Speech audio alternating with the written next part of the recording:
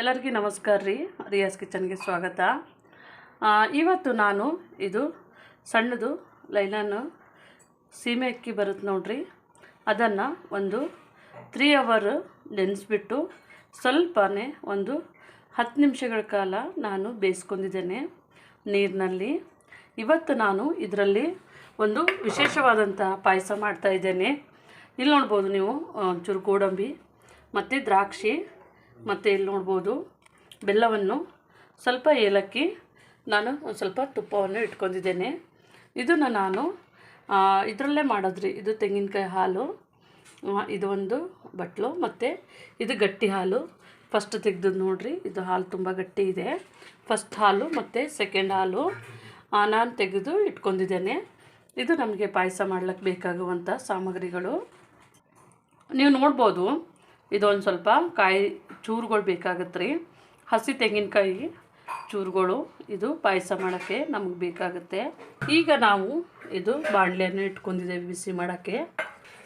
ಈ ಬಾಣಲೆಗೆ ಇವಾಗ ನಾನು ಬೆಲ್ಲವನ್ನು ಹಾಕೋತೀನಿ ರೀ. ಈ ಬಾಣಲೆಗೆ ಬೆಲ್ಲವನ್ನು ಹಾಕೊಂಡು ಸ್ವಲ್ಪನೇ ಒಂದು 2 ಟೇಬಲ್ ಸ್ಪೂನಷ್ಟು ನೀರನ್ನು ಹಾಕ್ಕೊಂಡಿದ್ದೇನೆ. ಈಗ ನೋಡ್ಬೋದು ರೀ, ನಮ್ಮದು ಇದು ಬಿಸಿ ಆಗ್ತಾಯಿದೆ. ಸ್ವಲ್ಪ ಇದು ಬೆಲ್ಲ ಅಷ್ಟೇ ಕರಗಿದ್ರೆ ಸಾಕು, ನಾವು ಪಾಕ ಮಾಡ್ಕೋದೇನು ಬೇಡ, ಬೆಲ್ಲ ಕರಗಿದ್ರೆ ಸಾಕು. ನೋಡ್ತಾ ಇದ್ದೀರಿ, ನಾನು ಇಲ್ಲೊಂದು ಬಾಣಲೆಯನ್ನು ಇಟ್ಕೊಂಡಿದ್ದೇನೆ. ಇದಕ್ಕೆ ಇವಾಗ ನಾನು ತುಪ್ಪವನ್ನು ಹಾಕೋತಾ ಇದ್ದೇನೆ ರೀ. ಸ್ವಲ್ಪ ತುಪ್ಪ ಜಾಸ್ತಿನೇ ಹಾಕೊಳ್ಳಿ. ನೋಡಿರಿ, ಒಂದು 4 ಟೇಬಲ್ ಸ್ಪೂನಷ್ಟು ತುಪ್ಪವನ್ನು ಹಾಕ್ಕೊಂಡಿದ್ದೇನೆ. ಇದು ತುಂಬ ಟೇಸ್ಟ್ ಆಗಿರುತ್ತೆ. ಒಂದು ಹೊಸದೊಂದು ಪಾಯಸ, ಇದು ತುಂಬ ಡಿಫ್ರೆಂಟ್ ಆದಂಥ ಒಂದು ಟೇಸ್ಟು. ದೊಡ್ಡವರಿಗೆ ಮಕ್ಕಳಿಗೆ ಎಲ್ಲರಿಗೂ ಇಷ್ಟ ಆಗುತ್ತೆ ರೀ. ಈಗ ನೋಡಿರಿ, ನಮ್ಮದು ಬಿಸಿ ಆಗಿದೆ. ಈಗ ನಾನು ಇದನ್ನು ಕಾಯಿ ಚೂರನ್ನು ಹಾಕ್ತಾಯಿದ್ದೇನೆ. ಇದು ಸ್ವಲ್ಪ ತುಪ್ಪದಲ್ಲಿ ಘಮ ಬರಬೇಕು.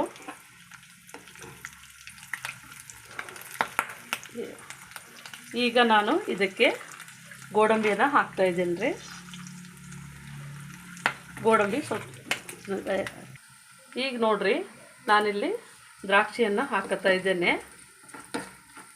ಇದನ್ನು ಚೂರು ಗೋಲ್ಡನ್ ಬ್ರೌನ್ ಆಗಿದೆ ನೋಡ್ಬೋದು ನೀವು. ನಮ್ಮದು ಗೋಡಂಬಿ ಹಾಕಿದ್ದು ಕಲರ್ ಚೇಂಜ್ ಆಗಿದೆ. ಈಗ ನೋಡಿರಿ, ನಮ್ಮದು ಇದೆಲ್ಲ ಫ್ರೈ ಆಗಿದೆಯಲ್ಲ, ಈ ಟೈಮ್ನಲ್ಲೇ ನಾವು ಬೇಯಿಸಿಟ್ಟಿದ್ದು ಇದು ಹಾಕೊಳ್ಳೋಣ. ಸೀಮೆ ಅಕ್ಕಿ, ಇದು ಸಣ್ಣದು ಸೀಮೆ ಅಕ್ಕಿ. ನಾವು ಸಣ್ಣ ತೊಗೊಂಡಿನಿ, ನೀವು ಬೇಕಿದ್ರೆ ದೊಡ್ಡ ತೊಗೊಳ್ಳಿ, ಅದಕ್ಕೇನಿಲ್ಲ. ಇದು ಚೂರು ತುಪ್ಪದಲ್ಲಿ ನಾವು ಈ ಥರ ಚೆನ್ನಾಗಿ ಬಿಡಿಸ್ಕೊಂಬಿಟ್ಟು ಸ್ವಲ್ಪ ಒಂದು 2 ನಿಮಿಷಗಳ ಕಾಲ ಇದನ್ನು ಫ್ರೈ ಮಾಡೋಣ. ಈಗ ನಾವು ಫಸ್ಟಿಗೆ ತೆಗೆದಿರ್ತೀವಿ ನೋಡಿರಿ, ಕೊಕೊನಟ್ ಮಿಲ್ಕು, ಅದನ್ನು ಸೇರಿಸ್ಕೊಳ್ಳೋಣ. ಈಗ ಚೆನ್ನಾಗಿ ಮಿಕ್ಸ್ ಮಾಡ್ಕೊಳ್ಳೋಣ. ಸ್ವಲ್ಪ ಇದು ಕೊಕೊನಟ್ ಮಿಲ್ಕ್ ಹಾಕಬೇಕಾದ್ರೆ ಸ್ವಲ್ಪ ನೀವು ಫ್ಲೇಮು ಸ್ಲೋ ಮಾಡಿಕೊಡ್ರಿ. ಸ್ಪೀಡ್ ಇತ್ತು ಅಂತಂದರೆ ಮತ್ತು ಹೈ ಫ್ಲೇಮ್ ಇತ್ತಂದರೆ ಒಡೆದು ಹೋಗುತ್ತದೆ. ಅದಕ್ಕಾಗಿ ಈ ಥರ ಒಂಚೂರು ಬೇಕಿದ್ರೆ ಒಂದು 2 ನಿಮಿಷ ಸ್ಟವನ್ನು ಆಫ್ ಮಾಡಿ ಈ ಥರ ಆಗಿದ್ದರೆ ನೀವು ಬಿಡಿಸ್ಕೋಬೋದು. ಬಿಡಿ ಬಿಡಿ ಇತ್ತು ಅಂತಂದರೆ ನೀವು ಸ್ಟವ್ ಆಫ್ ಮಾಡ್ಕೋದೇನು ಬೇಡ. ಈ ಥರ ಸ್ವಲ್ಪ ಅದು ಗಂಟಾಗಿರ್ತದೆ ನೋಡಿರಿ, ಇದನ್ನು ಬಿಡಿಸ್ಕೋಬೇಕು. ಅದಕ್ಕೆ ಈ ಥರನೇ ಬಿಡಿಸ್ಕೊಂಡಾದ್ಮೇಲೆ ನೀವು ಸ್ಟವನ್ನು ಹಚ್ಕೊಳ್ಳಿ. ಅಂದರೆ ನಮಗೆ ಇದು ನಾವು ತೆಂಗಿನಕಾಯಿ ಹಾಲು ಹಾಕಿರ್ತೀವಿ ನೋಡಿರಿ, ಅದು ಒಡಿಬಾರ್ದು. ಹಾಗಾಗಿ ಈಗ ನೀವು ನೋಡ್ಬೋದು ರೀ, ನಾನಿದನ್ನು ಬೆಲ್ಲವನ್ನು ಈ ಥರ ಸೋಸ್ಕೊಂಡು ಹಾಕೋತಾ ಇದ್ದೇನೆ ನಮ್ಮ ಪಾಯಸಕ್ಕೆ. ಈಗ ನಾವು ಮಿಕ್ಸ್ ಮಾಡೋಣ. ನೋಡಿರಿ, ಎಷ್ಟು ಒಳ್ಳೆ ಕಲರು, ಚೆನ್ನಾಗಿ ನಮಗೆ ಪಾಯಸದು ನೋಡ್ಬೋದು, ತುಂಬ ಚೆನ್ನಾಗಿ ಬರುತ್ತೆ. ಈಗ ನೋಡ್ಬೋದು ರೀ, ಇಲ್ಲಿ ನಮ್ಮದು ಕುದಿ ಬರ್ತಾಯಿದೆ. ಲಾಸ್ಟಿಗೆ ನಾನು ಏಲಕ್ಕಿ ಪುಡಿಯನ್ನು ಸೇರಿಸ್ತಾ ಇದ್ದೇನೆ. ಇಷ್ಟ ಆದರೆ ನಮಗೆ ಸಾಕು. ಇದು ಒಂದು ಕುದಿ ಚೆನ್ನಾಗಿ ಬರ್ತಾಯಿದೆ. ನಾವು ಪಾಕವನ್ನು ಬೇಯಿಸಿದ್ದೆ ನೋಡಿರಿ. ಹಾಗಾಗಿ ಇದು ಕುದಿ ಬರಬೇಕಾದ್ರೆ ನಾವು ಫಸ್ಟಿಗೆ ಇಟ್ಕೊಂಡಿದ್ದೆ ನೋಡಿರಿ, ಇದು ಗಟ್ಟಿ ಹಾಲು ಹಾಕಿ ನಾವು ಇದು ಕಲರ್ ಮಾತ್ರ ತುಂಬ ಚೆನ್ನಾಗಿ ಬರುತ್ತೆ ನೋಡ್ಬೋದು.